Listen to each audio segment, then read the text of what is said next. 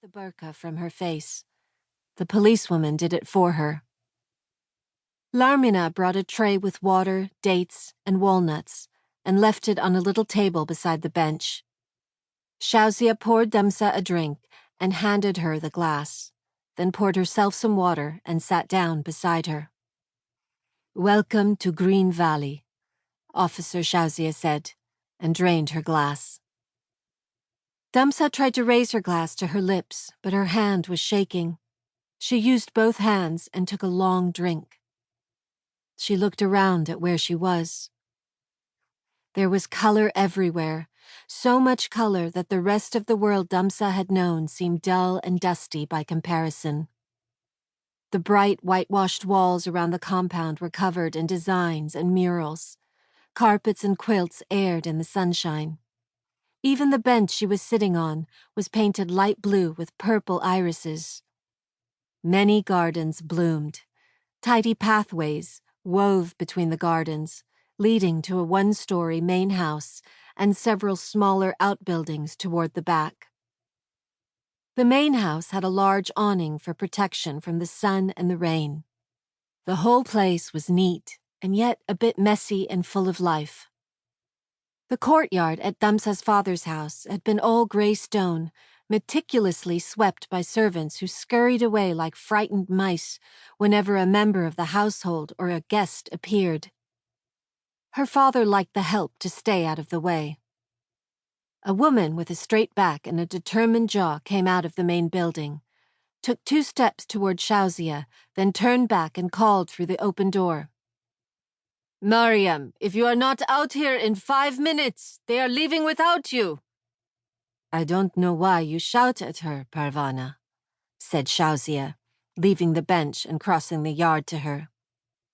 "You know it does no good." "They have to be at the safe house before dark," Parvana said. She and Shauzia loaded the big suitcase the boy had been pulling into the open trunk of the car. "I won't have them on the road after dark." "I'm sure Asif knows that," said Shauzia. "You're sure I know what?" A man on crutches, an empty trouser leg neatly pinned up, came into the yard with 2 backpacks over his shoulders. "I'm sure you know not to cause your wife extra worry." "That I do know," he said, tossing the 2 packs into the car's back seat. "How bad is it out there?" "There are Taliban on the highway," said Officer Shauzia. "But if you stick to the back roads, you should make it to Kabul without a problem." "Inshallah," he said. "Princess Mariam is on her way out." "Soon she'll be Nouria's problem," said Parvana. She put her arms around Rafi. Asif joined them in the embrace. A voice called from the house. "I am here. I am ready. I couldn't find my gold. I turned all my music earnings into gold chains to take with me, but I couldn't find them. Then I remembered they are already around my neck." A woman, younger than Parvana and Shauzia, and much more beautifully dressed in an elaborately embroidered tunic, came into the yard pulling a small suitcase. "I don't know why we have to leave so early," the woman said. "Our flight doesn't leave until midday tomorrow." Damsa nearly dropped her glass of water. She couldn't believe what she was seeing. All exhaustion fell away as she got to her feet and practically flew across the yard.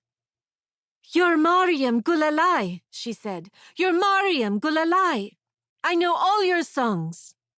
Mariam's face went from annoyed and flustered to smiling and gracious.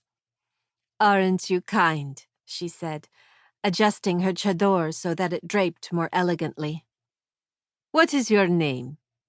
"Damsa. I did a YouTube video of me singing one of your songs, Almond Trees in Bloom. Did you see it?" "I'll look it up when I'm in the airport," Mariam said. "Goodness knows I'll have lots of time." She glared at Parvana. "Get in the car, Mariam," said Parvana.